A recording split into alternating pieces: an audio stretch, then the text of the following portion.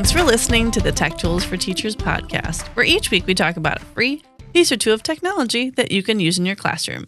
I'm your host, Shannon Martin. I'm a middle school teacher, technology, and instructional coach for my district. And I'm her producer and husband, Fuzz Martin. And I'll get through this intro quickly because we have a lot to absorb today. What? Clever. No. That. Here we are. We're talking about Chrome extensions this week. We are talking about Chrome extensions. And it's December already? Yeah, already December. Yeah. Ready to roll into the December holidays. Yeah, a million things going on. Slate's coming up. Mm-hmm. For those of you going to the technology conference here in Wisconsin, I might see a few of you there. Do they have slates all over the place, or is it just Wisconsin? No, it's specific to Wisconsin. Okay. As far as I know. So, yeah. Neat. So, we are talking Chrome extensions this week because it's been a long minute since we've talked about Chrome extensions. And there are a gajillion of them. There are so many, but it's the sorting through Chrome extensions that are actually helpful more than like distractions. Right. Or if you're actually going to use them. I find the kids on Chromebooks, when they have like 12,000 extensions, they lose them after a while. Like they don't know that they have them. They don't know how to use them. They use them for like the project they use them for, and then they don't use them anymore. So yeah, I agree with that. I try to only use or share Chrome extensions that you can use for a length of time. Or you can like tuck them away and bring them back as you need to. But sure. So we have two Chrome extensions today that we're going to talk about that I'm pretty excited about. They're easy and helpful, and you can use, like as a teacher, you can use them. As an adult in the workforce, you can use them. Mm-hmm. And then students can definitely use them. So they are pretty cool. Cool. So the first one that goes with your pun? Question mark. It is called Zorbi. Now you see, now the listener can hear why I made that pun. So Zorbi, Zorbi is how you spell it. I appreciate it that you started to sign that while you're I'm just like using my hand.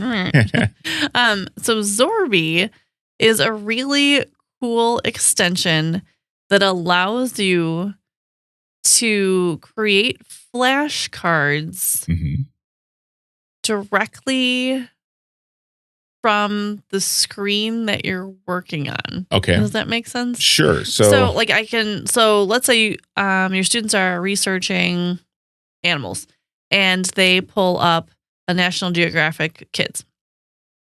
And from there, if you have the little Zorbi extension, you turn it on and then it says add card.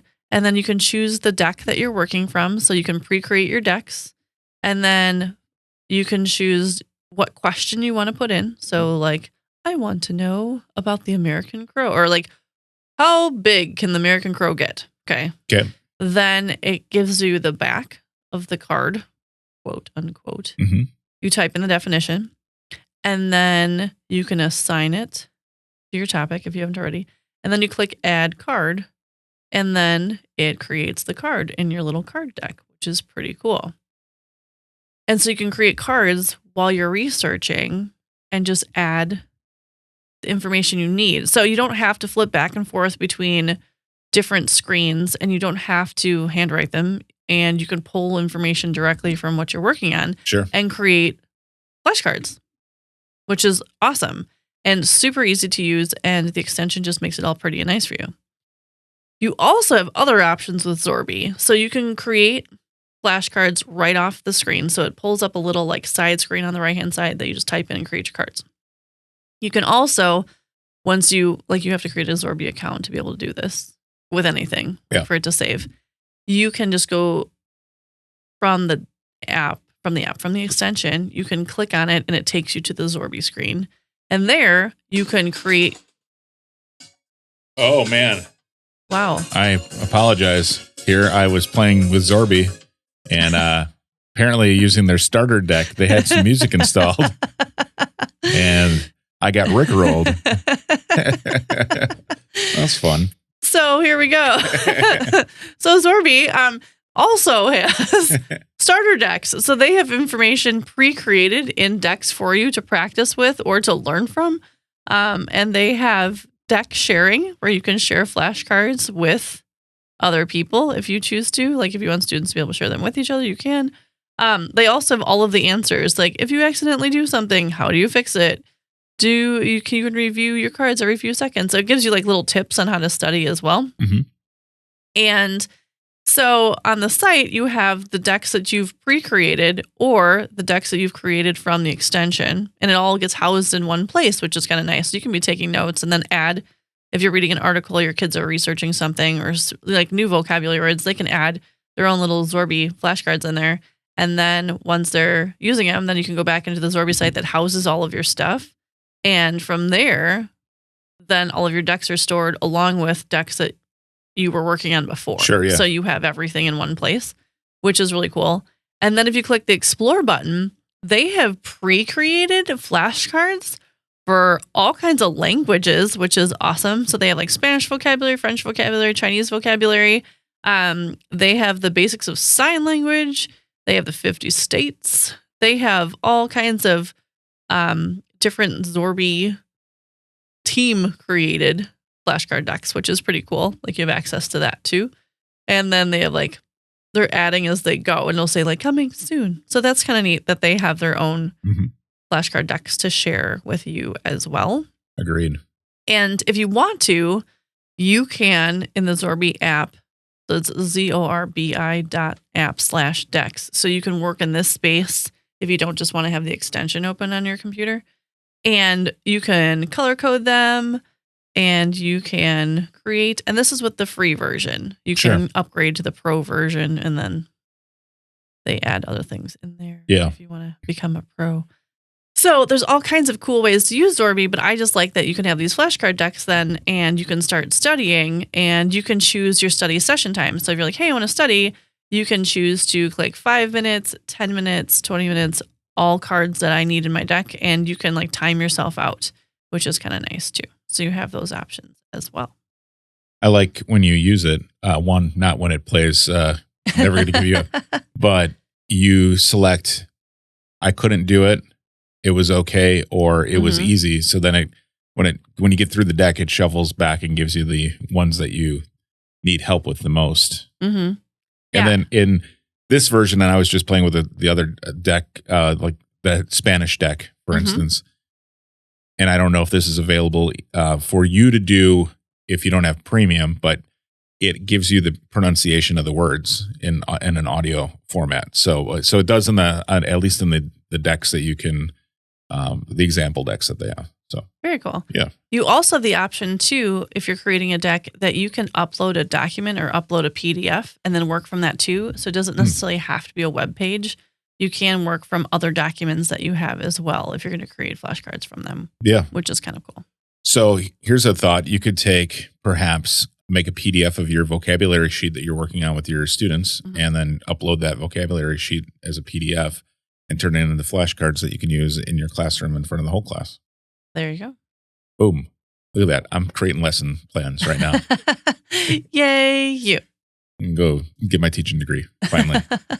You can do that. Join us. It's fun. So check out Zorbi. There's all kinds of ways to create these cool flashcards and very easy and simple. And you have the extension and you can flip back and forth and do all kinds of cool stuff. So check out Zorbi. Zorbi. Yep. And you can play around with it. Make yourself some flashcards. Your students can make flashcards. We can all learn new things. Yeah. You can check the link in the show notes or go to smartnwi.com and read the episode. Yeah.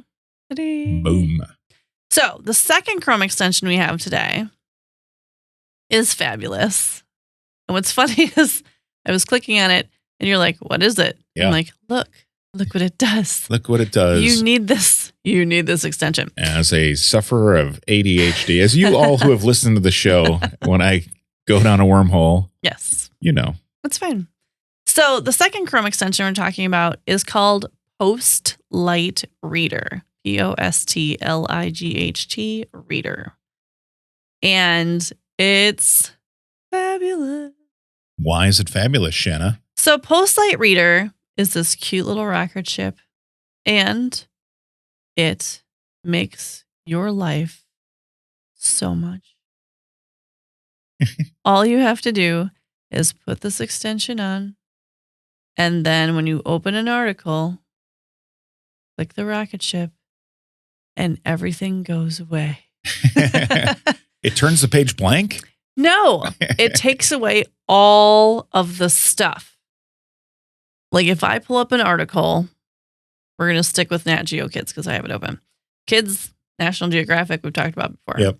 There is so many cute things. There's like birds and cats and dogs and things swimming and there's a lot. And for some of our kids, we know that trying to get them to read or annotate an article or anything, it's super distracting and they don't know where to look and they're clicking on the videos and staring at the pictures and the reading on the computer is difficult. Like it's not, I have a hard time reading on a computer. I want to have a paper book in front of me. Yep. But we need to read on the computer. So what this does, so what Postlight Reader does is when you are in your article and you click on the extension, it takes everything that's unnecessary away. So like I just clicked on an article on the bald eagle. It kept one image of the bald eagle. So you still knew like that was what was referenced. Like the focus image. But all of the background color, all the video, all the moving parts went away. So it was just the article, which is super nice when you're trying to read, when you're trying to project on your smartboard and you're trying to, like I use articles when I'm talking to my students and we annotate as we read in class. And I usually have to zoom in and like finagle things. But when I use Postlight Reader, it takes all it away and we can just read the information we need to read and not be distracted by everything else going on. It will remove most ads from the screen as well when you're using it. But when the second you switch off the page, Postlight Reader goes away. Okay. So you have to open the article, turn Postlight Reader on, and then if you go to another article, you have to open it again. It doesn't just stay on your screen. But also doesn't it strip off the links to the other articles as well? It does. Yeah, it just makes it just a tab. Okay, like the tab is there. You have to just hit the back button to go back to what you were reading or what you want to read about. And then to get it to go, you just click the rocket ship in order to turn it on. Is that how that works? Correct. The rocket ship goes on. Everything goes away on the screen. Background colors, all the images, all the stuff, pulls just the content. And then you can either click the rocket ship and everything comes back, or you just hit the back button. So either works for you. So outside of the classroom, this would be great for those recipe sites. Yes. Where, it's like, has a whole bunch of images and muffins. And then, we're going to tell you about all the day of my life, how I made these muffins and how I went to the store.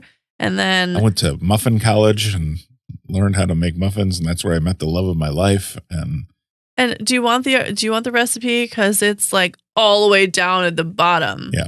Muffin, best ever muffins. I will say you do have to be careful with those recipe sites though, because some of them, there's so much nonsense on them. The whole website goes blank and you just get the title. Okay. All right. Good to know. Just so you know. Yeah. So if you're searching muffins, it may pull everything away because the website, like the Chrome extension's like, I don't even know what's real. So there's that. Sure.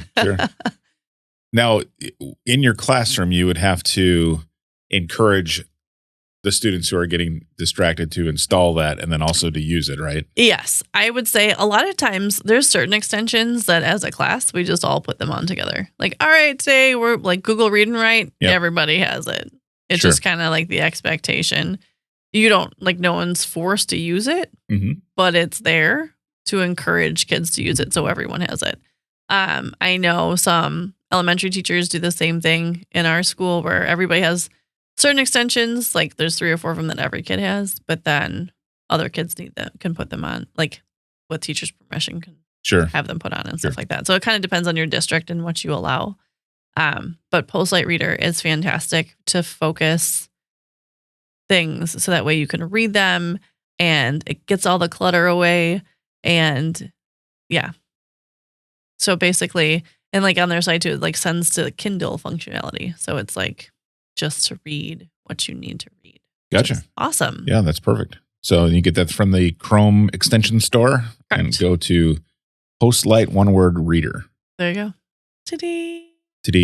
So 2 very helpful extensions this week. Hopefully They will make your life a little easier when it comes to teaching in December. I've thought of a better pun that I should have used at the beginning of the show. What do you got?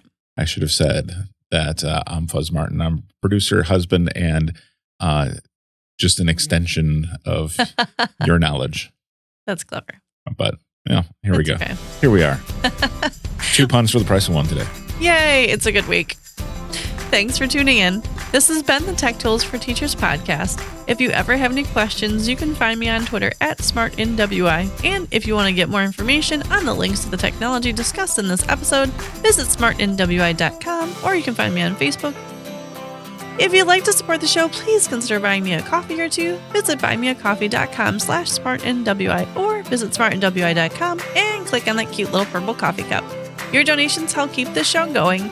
New episodes each week. Thanks for listening. Go educate and innovate. The ideas and opinions expressed on this podcast and the Smart NWI website are those of the author, Shanna Martin, and not of her employer. Prior to using any of the technologies discussed on this podcast, please consult with your employer regulations. This podcast offers no guarantee that these tools will work for you as described, but we sure hope they do.